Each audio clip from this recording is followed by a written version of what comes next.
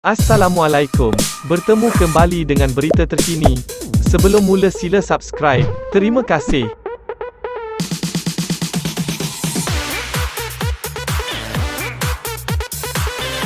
Badan Peguam Malaysia berkata siasatan Suruhanjaya Pencegahan Rasuah Malaysia (SPRM) terhadap Hakim Mahkamah Rayuan Datuk Mohammad Nazlan Mohammad Azali adalah tindakan yang bertentangan dengan perlembagaan. Presidennya Karen Chiah Yee Lin berkata siasatan itu melanggar doktrin pengasingan kuasa dan juga menjejaskan kebebasan badan kehakiman. Dalam satu kenyataan beliau berkata ada mekanisme ditetapkan bagi menangani isu ini dan sebarang percubaan oleh pihak tidak bertanggungjawab boleh dilihat sebagai menjejaskan keyakinan orang ramai terhadap badan kehakiman. Perkara 125 Perlembagaan Persekutuan menyediakan cara khusus yang membolehkan sebarang aduan salah laku kehakiman ditangani dalam suatu cara tertentu yang akan memastikan keyakinan orang ramai terhadap badan kehakiman berterusan.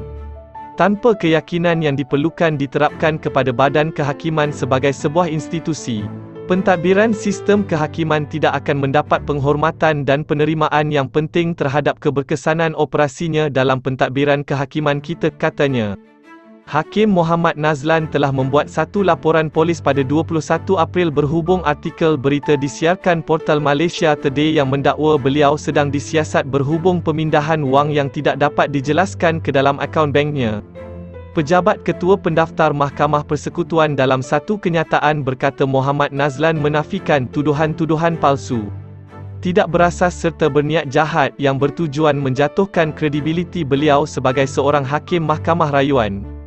Pejabat itu memandang serius tuduhan serta komen sedemikian, dan mengingatkan orang ramai bahawa tuduhan terhadap badan kehakiman bertujuan untuk mengganggu gugat kes-kes yang sedang dalam proses perbicaraan. Adalah satu pelanggaran prinsip sub judice. Chiah berkata orang ramai tidak jelas mengenai siapa yang membuat laporan itu, atau bila laporan seperti itu dibuat.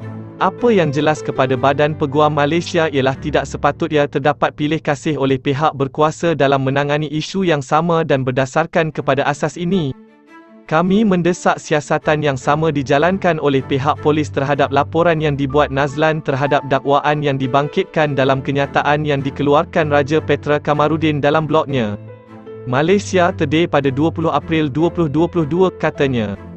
Chiah berkata Badan Peguam Malaysia sedar sepenuhnya bahawa badan kehakiman tidak berada dalam sebarang kedudukan untuk mengambil langkah bagi melindungi dirinya dengan melibatkan dirinya dalam perbicaraan oleh media atau mana-mana bentuk kontroversi awam.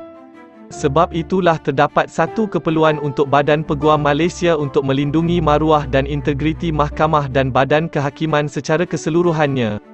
Memandangkan sifat badan itu yang sentiasa tidak dapat mempertahankan diri daripada kritikan atau tuduhan liar yang dibuat oleh pihak tidak bertanggungjawab, katanya.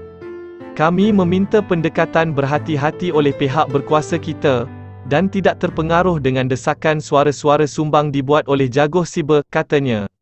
Pada 23 April lepas akhbar The Star menyiarkan satu laporan eksklusif yang menyatakan bahawa Ketua Pesuruhjaya SPRM Tan Sri Azam Baki mengesahkan bahawa Suruhanjaya itu telah memulakan siasatan terhadap Hakim Mohammad Nazlan berhubung dakwaan wang yang tidak dapat dijelaskan dalam akaunnya. Berikutan laporan yang dibuat berkaitan perkara itu. Terima kasih kerana menonton.